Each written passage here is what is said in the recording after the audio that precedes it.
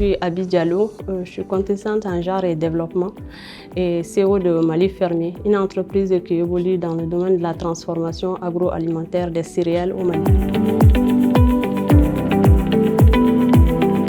Alors mon parcours, après avoir fini les études en 2013, j'ai rejoint une ONG du nom de ID Sahel, pour lequel j'ai été agent de terrain et j'ai occupé plusieurs postes avant d'être consultante en genre et développement aujourd'hui. Et c'est lors de ces études sur le terrain qui m'a amené un peu à chercher l'équilibre entre la vie familiale et la vie professionnelle, qui me faisait créer des produits pour moi-même et finalement qui a été aimé par d'autres femmes qui sont actives professionnellement comme moi. Donc c'est ça qui a donné l'idée de lancer aussi l'entreprise en même temps. Je dirais que c'est la forte demande, le besoin de beaucoup de femmes actives comme moi qui n'arrivent pas à avoir l'équilibre entre la vie professionnelle et familiale. Donc surtout avec les céréales brutes qu'on a sur le marché qui ne sont pas transformées, donc il faudrait tous les jours les traiter, les travailler, les faire cuire pour la famille. C'est très pénible et trop long.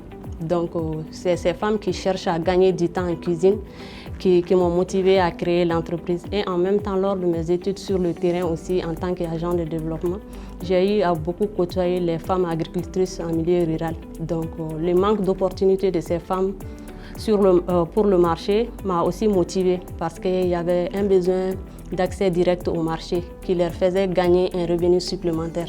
C'est qu'elles manquaient. Elles étaient obligées de vendre à bas prix à des intermédiaires, ce qui ne les arrangeait pas du tout. Et ce qui fait qu'aujourd'hui, on travaille avec plus de 7 coopératives de femmes en milieu rural. Nous sommes opérationnels depuis mars 2022. Alors, les principaux domaines d'activité, c'est la transformation agroalimentaire des céréales comme le fonio, les milles, le riz, les haricots. Et nous avons mis 2 produits innovants sur le marché, les farines instantanées de froufrou et de momi, qui n'étaient pas encore sur le marché malien. Et nous sommes les premiers à proposer ça sur le marché. Alors les défis, ça ne finit pas. En tant que petite entreprise, les défis, ça ne finit pas. Mais le premier défi à laquelle on faisait face, c'était surtout le besoin de matières premières. Donc, ce qui nous a amené vers les femmes agricultrices en milieu rural. Et ensuite, les défis de mécanisation aujourd'hui, surtout quand on prend le cas du fonio.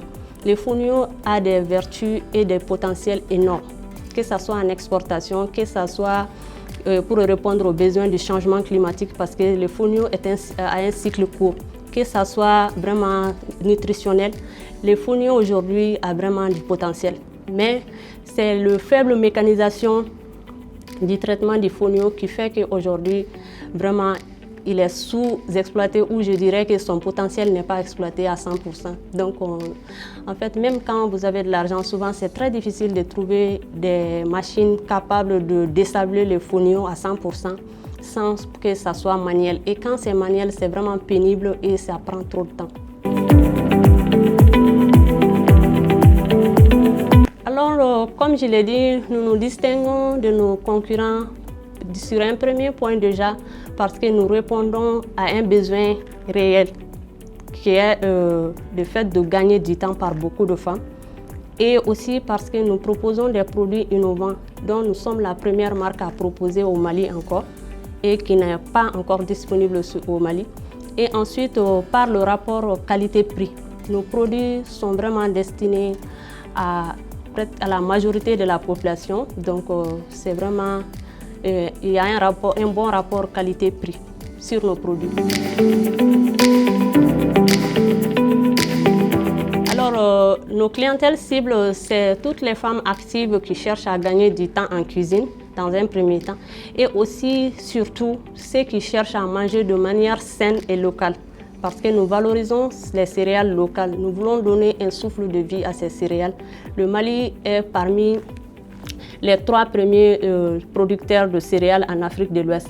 Et malheureusement, les cultivateurs n'en profitent pas assez et les Maliens n'en profitent pas assez. Donc c'est en transformant ces produits en produits de forte valeur ajoutée que nous pouvons vraiment profiter des fruits de l'effort fourni par nos cultivateurs. Donc nous proposons des produits vraiment sains, adaptés, sans additifs, locaux, vraiment et à des prix vraiment compétitifs.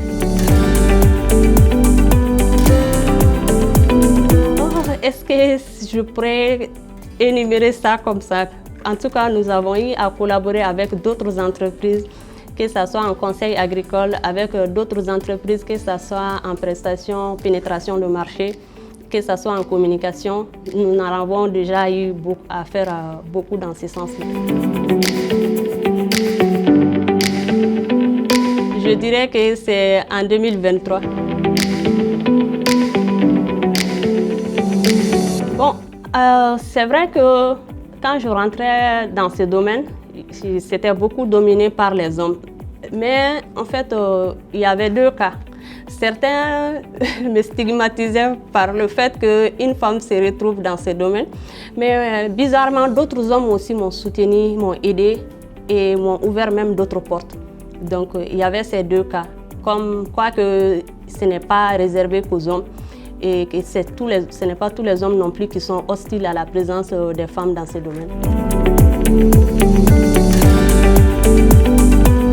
Alors, ce que je pourrais dire à ces femmes déjà que j'ai de la peine et que ce n'est pas normal, c'est vraiment regrettable, mais il faut dénoncer.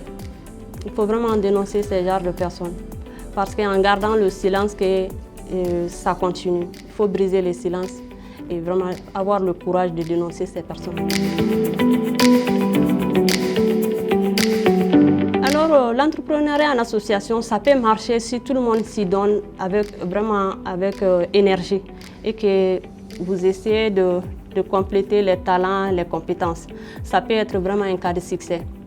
Mais en fait, ça a aussi ses côtés négatifs parce que souvent, c'est quand l'entreprise se développe qu'il peut y avoir des mésententes et quand ces mésententes arrivent à un niveau, ça peut vraiment amener à déséquilibrer l'entreprise.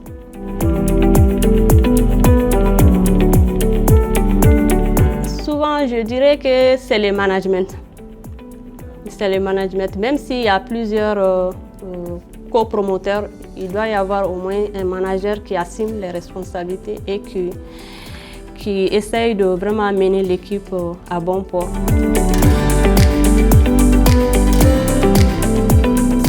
Chacun peut être responsabilisé, mais il faut un leader. Dans toute équipe, il faut un leader. Même si vous êtes co-fondateur, le leader reste le leader et il doit appliquer son style de management pour pouvoir faire diriger l'équipe. Et c'est souvent quand il y a des contradictions que chacun essaye de poser son veto qu'il peut y avoir certains déséquilibres. Alors je leur dirais de foncer, de ne pas attendre avoir tout parce que le tout vous trouvera en chemin déjà. Et avoir tout pour commencer, c'est très difficile. Donc une fois que vous commencez, chaque petit pas que vous faites vous rapproche encore de votre objectif. On n'attend pas d'avoir tout pour commencer. Commence avec les moyens d'abord. Des fois, il faut improviser. Si tu cherches une machine qui coûte cher, que tu n'as pas les moyens, il faut chercher la correspondance locale de cette machine, même manuelle de cette machine pour pouvoir commencer des fois. Alors, mon dernier mot, je vous remercie déjà.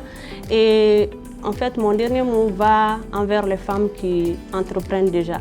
Donc, c'est de créer des projets qui auront plus d'impact pour pouvoir faire bénéficier plus de personnes de l'effet de ces projets.